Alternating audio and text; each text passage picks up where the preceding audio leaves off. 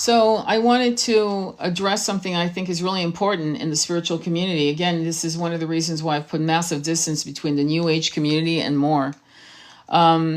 But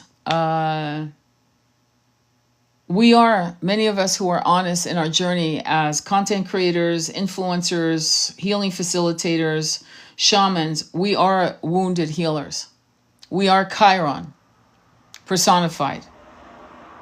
And what makes us different for many of us is that we remember wisdoms long forgotten.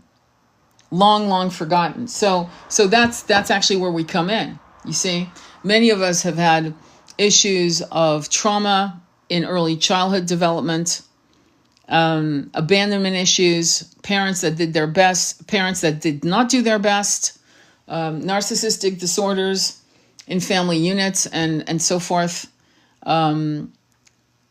abuses, and so on. The difference between many of us and many of the people who are trying to find their healing road is that we remember the wisdoms. We will not gaslight our psychic powers. We know the path to dismantling the blocks that most people are having a hard time dismantling. We don't walk on water. We aren't perfect. And I remember when I first started my journey as being, whatever you want to call it, a healing facilitator, what have you, in my late 30s, I remember very well how people would say, who were at the time influencers, authors, whatever, I'm fully healed. And I remember thinking, bullshit. Healing is an ever-flowing, blooming practice.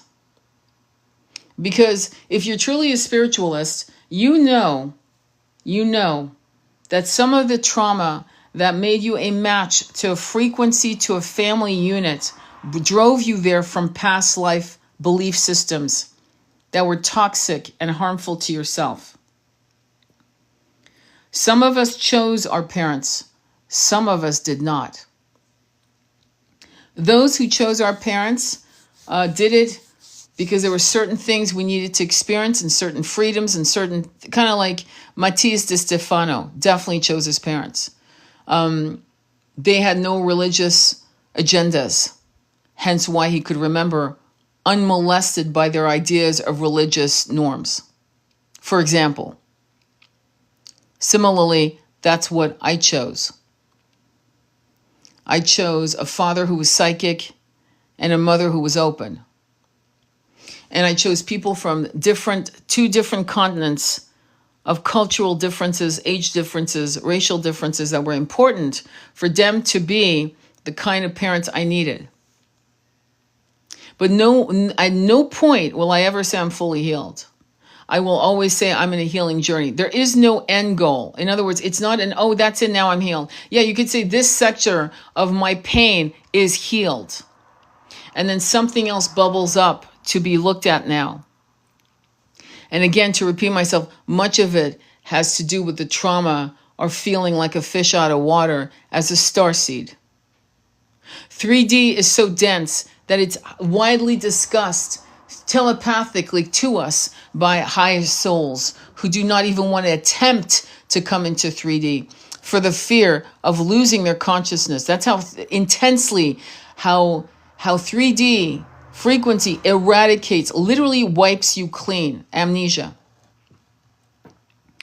And so there's this idea in the spiritual community that, you want to go to a person who's fully healed. Good luck. What you want to go to is a person who's fully capable, who is wise, and who is honest about their journey. Also, you want to go to someone who will not allow you to put them on a pedestal.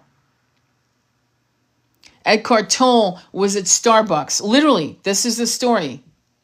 Getting a coffee. And a person who had followed Eckhart Tolle said, "Oh my God, you're getting coffee? Oh my God, you're drinking caffeine?" That's insane. What kind of world do we live in that we are going to say, judge an incredibly wise human being who has an incredibly very calm nervous system and judge them because they're getting a cup of fucking coffee? So you know what he said? He said, now I wear a baseball cap and sunglasses when I go get coffee. There's something skewed because none of you are 12. When you were maybe 9 and 10 years old, you looked up to your parents like they were king and queens. I don't know. Maybe that was not your journey. I don't know. But that's how I saw my parents. And one day, which is normal development, one day I saw my parents as human beings with the same pain and issues that eventually I would grow to understand. We healing facilitators, we psychics, we people, we're not so different. We are here to help. In fact, it is our job, our joy, the nectar of our lives to help people. As a matter of fact, many people who are attracted to us carry pains we once were able to overcome, or carry pain we are going through now, and we can help them because we are going through the process of the road of dismantling this pain, understanding it with compassion and transmuting it so that it doesn't become a cog in the wheel of your ascension. This is what I don't and so there are charlatans in the New Age community, tons of them. Buddha bun wearing dudes with the right tattoos, chicks with bendies, wearing saris or flowy skirts. There are a lot of assholes in the New Age community. No different than the assholes in the Abrahamic religions or even in the Buddhist religions, different sects of Buddhism. There are charlatans. Some charlatans came straight out of India in the 1940s and 50s and 60s. And boy, they were absolutely having a great time in the 60s with the hippie explosions. And the Beatles having returned from their Indian trip, bringing in Eastern music and sitars and sandalwood, incense and groovy clothes. There were hustlers and charlatans in the mix of these so-called spiritual yogis, gurus. And this is something that I think on the collective level, we need to understand that we're here. People like me are here to help you remember yourself, just like we are remembering ourselves. And some of us were born awake and remembering from the day we took our first breath, inhalation of oxygen in 3D, somehow overcoming the current of amnesia that was normalized in the 3D timelines we were born into. We were protected by grandparents and parents who saw our psychic powers and allowed it. That's right, allowed it. Weren't afraid of it, didn't diminish it, didn't shame us into silence. That's what makes us different than most people. And we chose those parents, knowing we would need their protection to go into this journey, which was lonely. Most of us have been lone wolves. We are hyper independent. We don't need anybody. And so when you look at these content creators that give you this shiny, beautiful life, as if it's real, be careful. Okay? A good healer, a good psychic will never give you the impression that they have their shit together. They will tell you, as I have done in many of my lives, how I'm going through my journey and how I'm still going through my own healing experiences. That does not make me incapable of helping others find their healing source. In fact, it makes me extremely capable. Because I'm not lying to you and putting myself on a pedestal or allowing you to put me on a pedestal. In fact, I do not allow people to put me on a pedestal.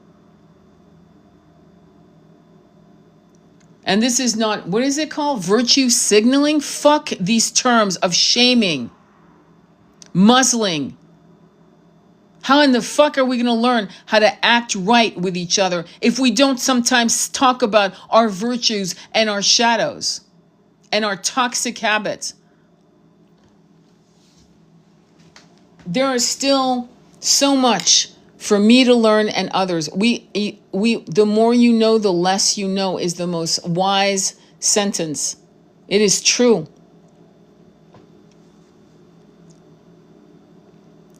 As I was reading Genesis, the Genesis of the Sumerian tablets, it's called the Genesis of Creation, which the Bible, the Old Testament, stole. I'm just going to say that was stole.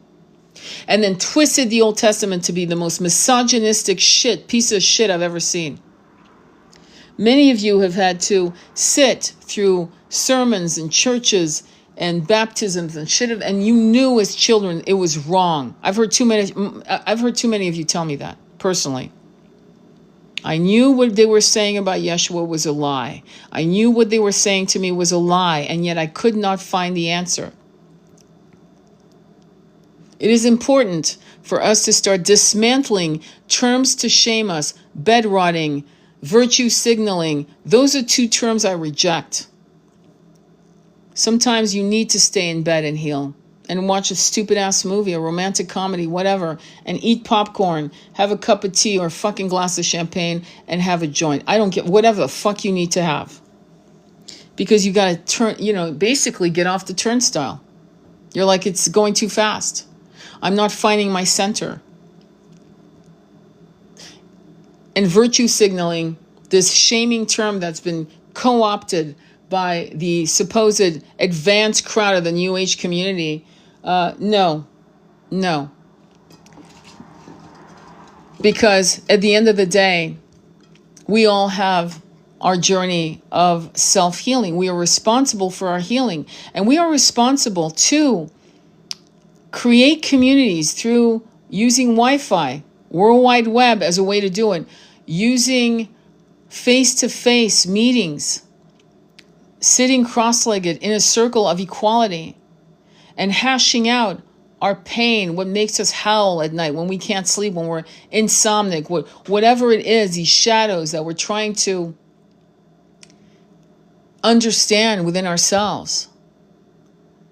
And the understanding of how fear has been a tool used for over 2,000 years to control your ability to individually be responsible for your spiritual awakening, your self-realization. When you are triggered, be it by a twin, the birth of a child, the death of someone, or the right sentence or the right book, the triggering of a new understanding, those aha moments, are equally experienced by people like me. I'm constantly awed that with every decade I know more, and I'm aware of knowing even less with what I know. But people like me who come to you with this kind of vulnerability should be respected, not shamed. Oh, you're not ready to heal yet. I hear people who say, I'm not ready to be an influencer. And you know what I say to him or to her?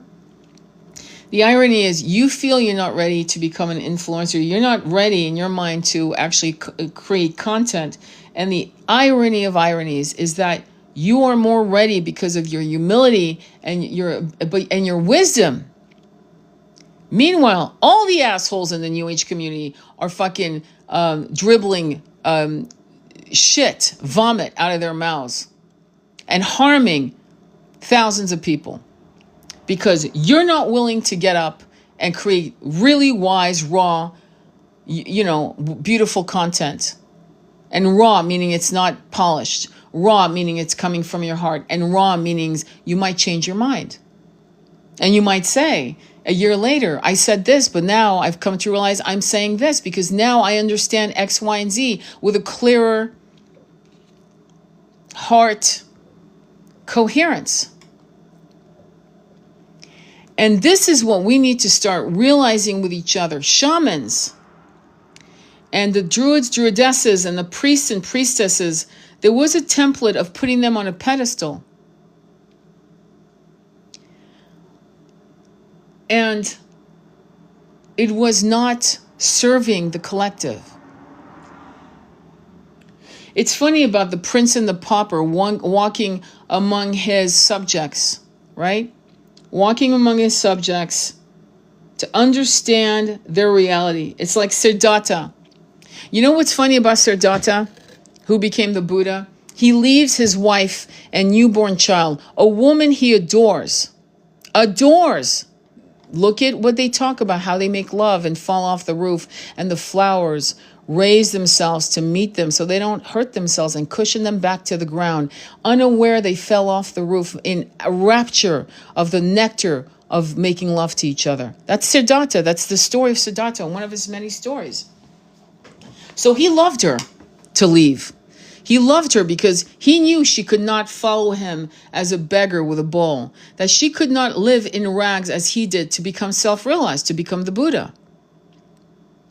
And people put that story down instead of realizing that sometimes that's exactly what you'll do. You'll leave a family, a country, a religion to become self-realized. Does that make you less?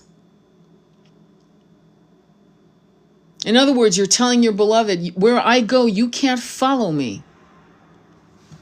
You can't be with me. Does that make the Buddha less effective as a teacher? Because she was used to a life of luxury, of silks, and the nectar of various foods. And if you've studied the Buddha, you saw how he was pushing his body to extremes of starvation and extremes of gluttony, and came to the middle way, the middle path. That's why the Buddha, whether or not you believe he existed, isn't actually the point. It's an archetype. It's an archetype of transformation, of abandoning a family for the greater good of the self and of, shall I say it, humanity. Clearly, he wasn't fully healed, was he? As he went through these various challenges to become the Buddha, to take eventually what killed him, by the way, this is known, where in his beggar's bowl he took what he knew was tainted meat, food, and he got food poisoning, knowing it was going to happen. We need to be better as human beings in realizing that we are not here to put each other, ourselves, or anyone else on a pedestal. This is one of the funny things. We all shit, and we all weep, and we all hurt. That's it, and that's that. And the goal is to find healers that you know can help you on your journey, and that you can trust their integrity and their honesty. You're not looking for a shiny trophy that you can pray to. This is why we have so many false prophets. And it has been a problem for centuries. And because I'm seeing people complain about Buddha. Oh, he left his wife. Think about it. Why? Why did he leave his wife? Think about it. Think about it. Well, I mean, this healer, like she's like an influencer and she's got 1 million people and I saw how she lived. Her house is very tiny and she has an old car. Okay. And? Okay. Or she has a private jet. Or she has a diamond ring. Did you ever think maybe that diamond ring belonged to her grandmother? That it's an heirloom? It's weird how we don't ask the full story. And what is happening in the spiritual community is instead of asking the person, hey, like, what's up? We ghost them, block them, and talk shit about them. And that's a cowardly fucking way to do it. It's a coward's way. Ghosting is a coward's way. Blocking is a coward's way. Talking shit behind someone's back is a coward's way. Tell them. I have. I actually tell people. I tell people, if one of my friends, I said to her, listen, if we don't do this and that, it's going to harm our friendship. Our friendship won't survive it. We need to talk about this. I love you. I'll always love you. I mean, you're my soul. You're one of my soul tribe members. And listen, this is what we need to talk about. But I'll always love you. And when we die, none of this will matter. And so you will always be my soul tribe member. This won't change. Do you know our friendship is better now than ever? Put it on the fucking table with people. Don't fucking ghost people. Don't answer. Leave it on red. What kind of bullshit is that? And in terms of going back to the healers that you admire, that you respect, if they say something you don't like or it doesn't feel, ask them. Ask them, what did you mean by that? I really admire and respect all of your work, but this came off wrong. And why wouldn't they say something wrong one day? They're sure to fuck up and step in dog shit. God knows I have many, many times. And I've had to reassess what I thought was a real fact, okay, to reassess it and apologize. Or reframe what I thought was a truth for the collective and realize, no, it's a truth for some of us, not all of us. Some truths still remain subjective. And some truths undeniably, like human rights, like say, for example, the right to have shelter and food and clean water is, I think we can all agree, is an objective truth. This is not something we need to debate about. And if people actually debate that, there's something wrong with them. Mentally wrong. I would never sit down and debate those facts. Never. Not with anyone. I'm not here to do that. You get what I'm saying? So there are some facts that are truth for the entire fucking planet. I'll add the universe. You have a right to live in peace and be left the fuck alone. Right? Left alone. To do what you want, raise your kids how you want. As long as you're not doing weird shit, you're good to go. And I mean weird shit in cruel shit. Shit that harms the autonomy, sanctity of a child's body, mind, and spirit. I think we can all agree on that one too. That's not a debate. That's a hell yes. So in the spiritual community, what I think we need to start realizing, and you, whoever's listening, that if you have 100,000, 400,000, millions of people following you, you are responsible to show your shadows as well as your light. Because what you're doing is you're harming people and thinking that your life is perfect, and it's fucking not. It's fucking not. There was some chick that apparently got pregnant with some man. She got 8 million people following her, and she promoted a perfect life. And this perfect life fell apart when he fucking cheated on her. You know, he cheated on her. It was somewhat public. And that right there is a journey. But why would she be an influencer at the age of 22? No offense. There's some 22-year-olds that are fucking rocking the world. But she was not one of them. I'm just going to be straight up. There are some fucking 15-year-olds that are incredibly, they are in 15-year-old bodies with a soul that's 1 billion years old. But there are not a lot of them. And so the experience of life, okay, the experience of being 20 and 40 and 50 and 60 and 70 and 80, if that person is authentic in their path, if they're excavating themselves at every turn for the greater good of themselves, not denying, not gaslighting themselves, not fucking, eating the Kool-Aid, drinking the Kool-Aid, whatever, then they're good to go, in my opinion. But there are people that are deniers, and I'm going to be very honest with you, we have too many, I'm just going to be straight up, we have too many masculine gurus and not enough females that are famous gurus. We don't have female gurus because it was not allowed.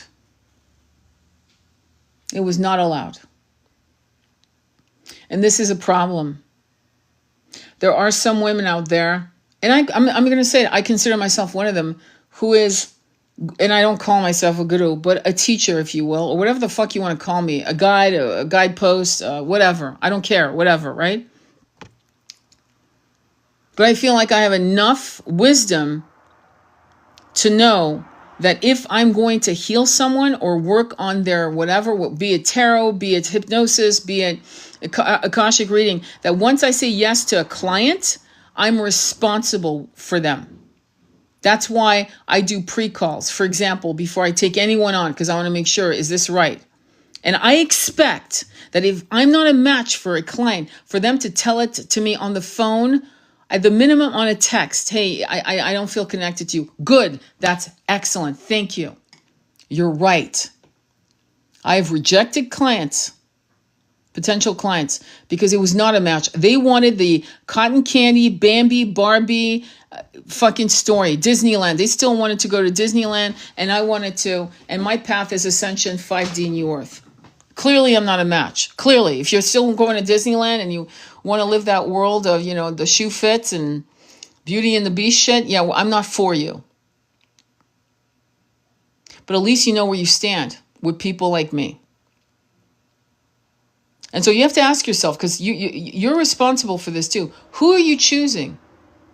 Are you choosing people that make you feel comfortable, like a warm bath, and you're like, I feel so good here. I feel so good. Or are you going for people like Kate Byron, The Work? She's famous for doing The Work. She was a former alcoholic, self-abusive woman who started a whole fucking career on helping people do the hard work of excavating their fuckery, their shenanigans, their self-destructive behaviors, the ones that are afraid of succeeding.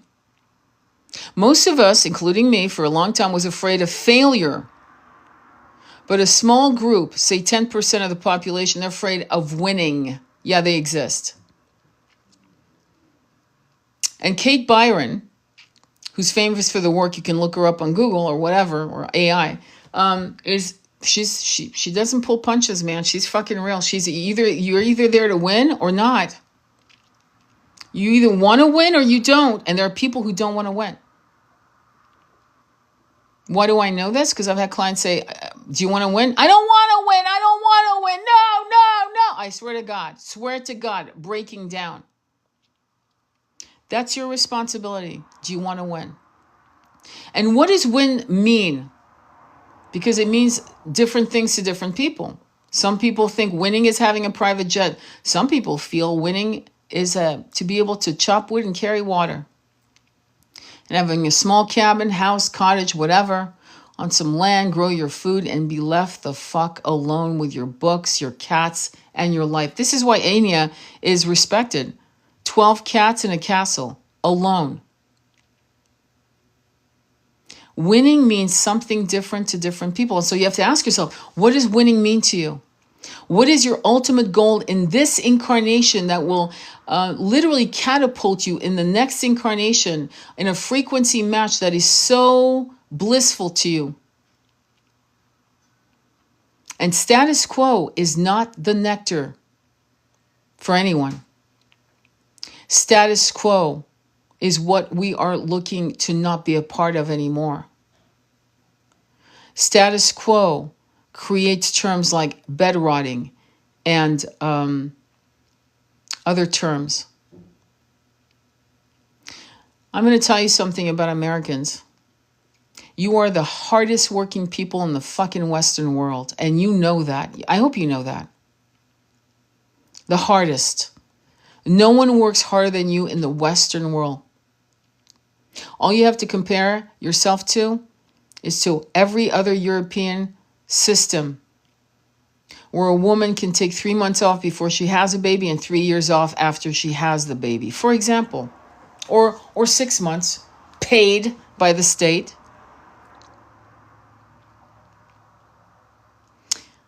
When I think of the Native Americans, and I remember my past life as a shaman in one of those tribes, I was a matriarch, and we were equal. The word elder is magical because you pass down wisdoms You pass down stories. You pass down healing sentences and loving words that give the young ones, the younger ones, their purpose, their freedom. Khalil Gibran says, you can never really understand your children, nor can you ever be the manipulator of their future, because they are in a future you can never see. Never see. But elders are healers.